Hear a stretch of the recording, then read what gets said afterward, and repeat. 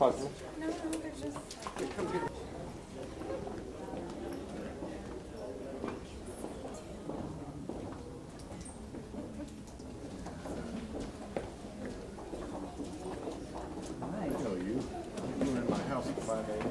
Yeah, no, that's true. Sherry. Wait. Hang on. Everybody's taking We need to come back over this way. that back corner by the jury. Want to go downstairs? Huh? Come on up. Come on up. I see you're hugging your son really tightly. How does it feel to walk out with your kids? It feels really good. They've been with us since September 28th, and this is just one more thing that we've gotten resolved that we can fix, and we're ready to put our family back together and keep moving forward. Oftentimes these cases, That you had to go through without you. That was pretty devastating. oftentimes in these cases it does not end this way. What do you think it was about your case, what you all did, the effort that you put in that made this happen today? I'm going to say it's a combination of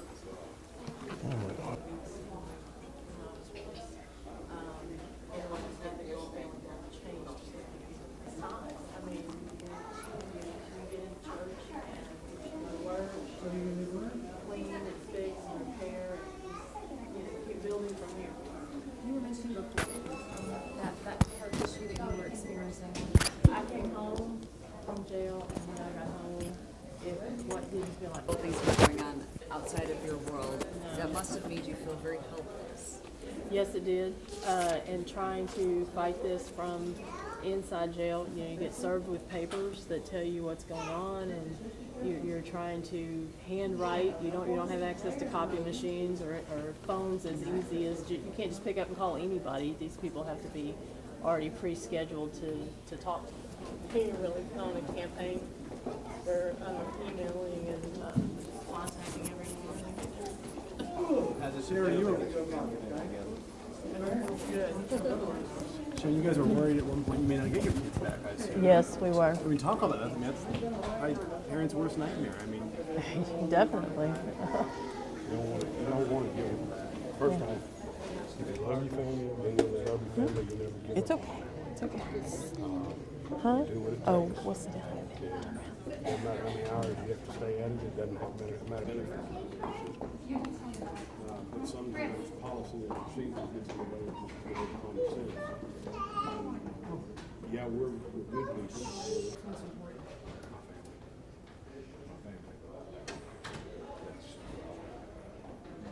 Sherry, one thing I want to ask you, a lot of people. Look, it's so petrified.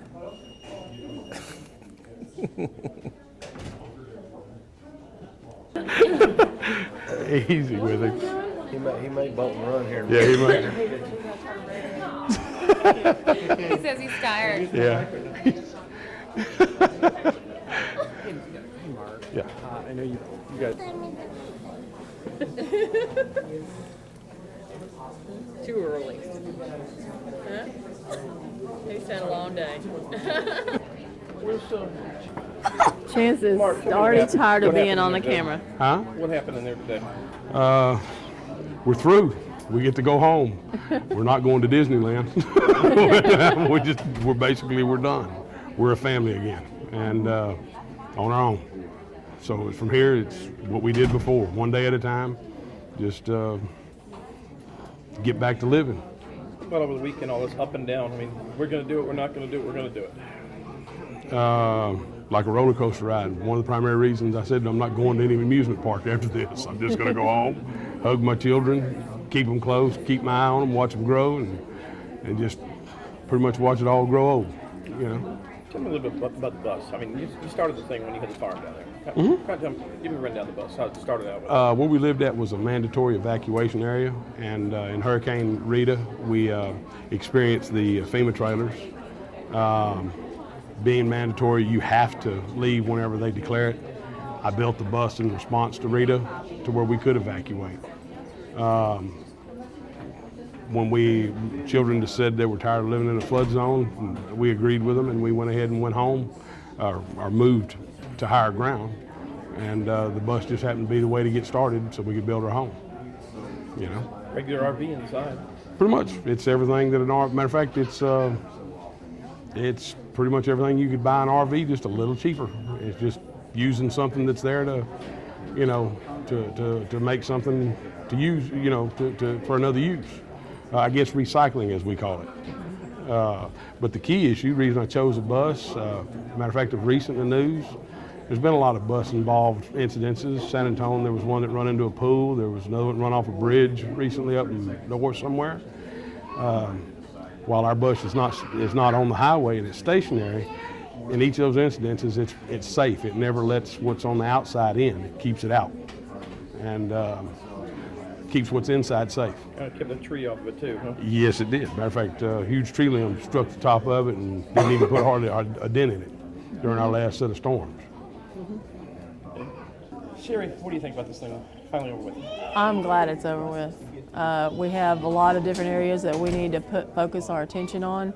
Now we can start focusing on things that, you know, the kids have activities they want to be involved in, and this takes away from time that we could be spending with them.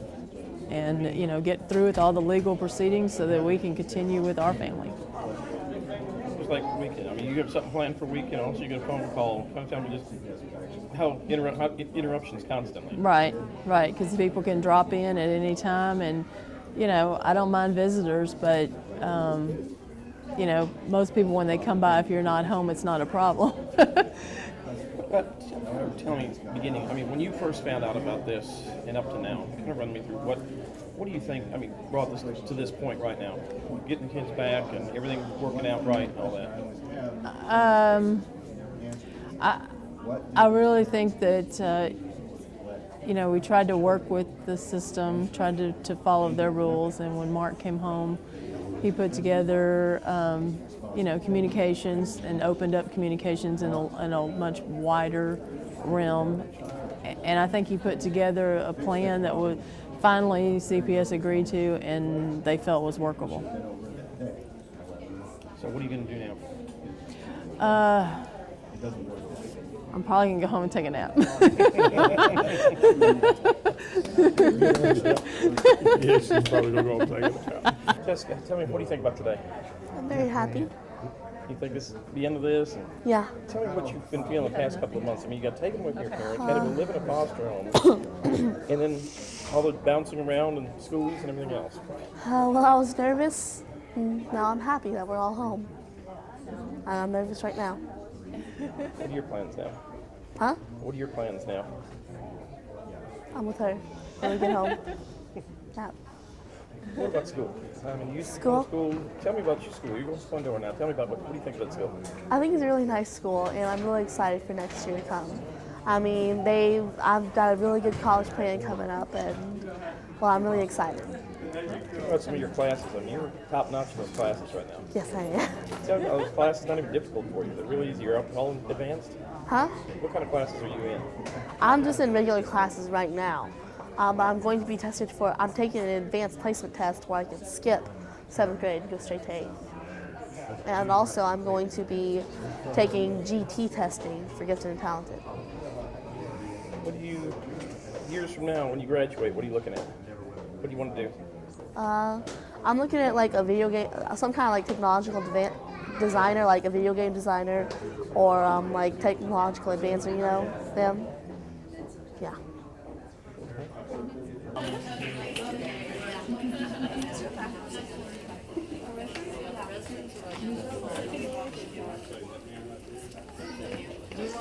right, so first of all, your name. Chris Branson, CHRIS BRANSON. Chris, tell me a little bit about this case. I mean, you've seen this beginning to end. What brought to the end of the day? What did it take to get to this point? Well, case, you want the full history of the case real quick? I've got pretty much the history, just kind of what it took I mean, getting it to this point today. What it took was a lot of hard work from the parents' point of view. You know, they talk about how well their attorney did, but basically I can only do what I can do with good source material, and the parents were very diligent in working with CPS as much as necessary with fixing the problem that they had once they got out of prison. And so, long and short, a lot of hard work by the parents. You handle a lot of CPS cases. I do. It's probably 95% of my practice. I specialize in that area. Cases you handle, how is this one rate as far as the time consuming and the difficulty and the notoriety of it and everything else? Well, the notoriety is definitely unique. It certainly caught attention that hadn't really anticipated. But as far as the process goes, it's not all that unique.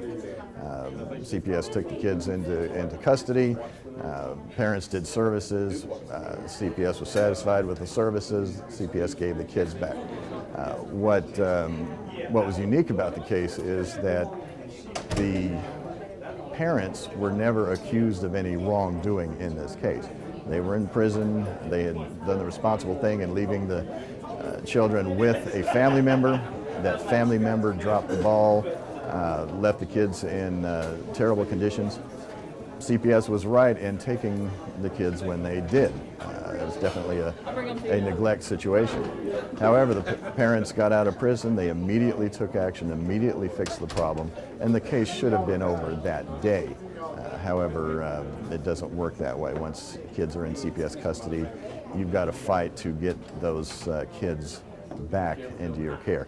I see that often as well in situations where parents are divorced, say. There's been an accusation against one parent.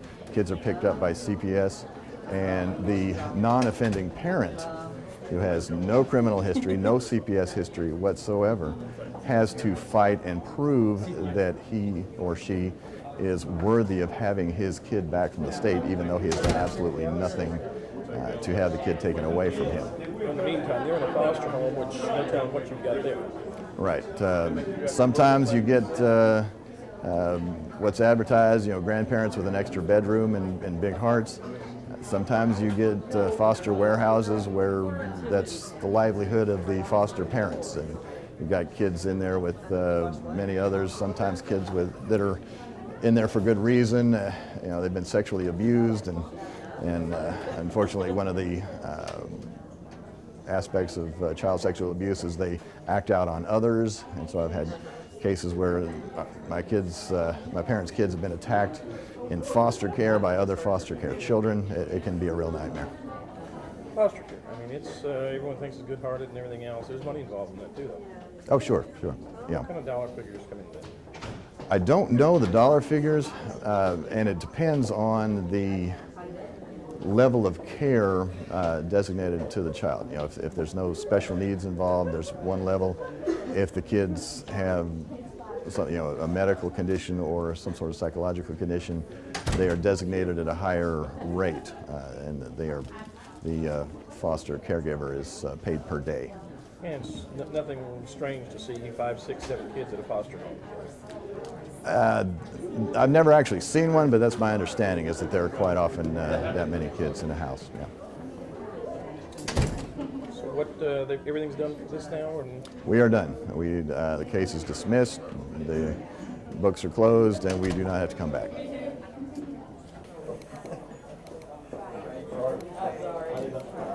I know you're bombarded. Depends on the day. Depends on the call.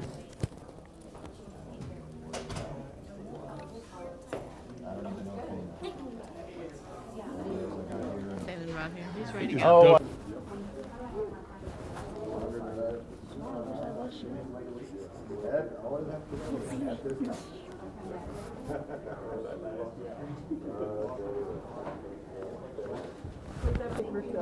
This is our paper that we're done. It says petitioner no longer desires to pursue the cause back to this time, according to his request that this is signed by the judge this day. We're done. This is official. You want to hold this? I'm trying to read it upside down here. Oh, there we go. You ready?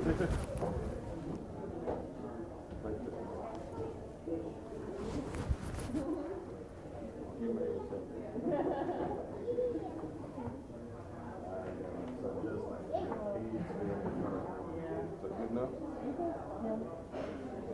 They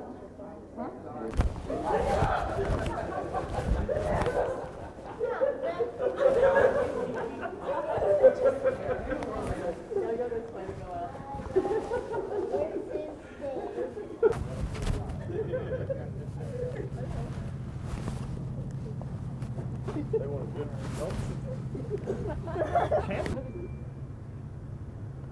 Is it passing by? Is that right? All right. I appreciate it.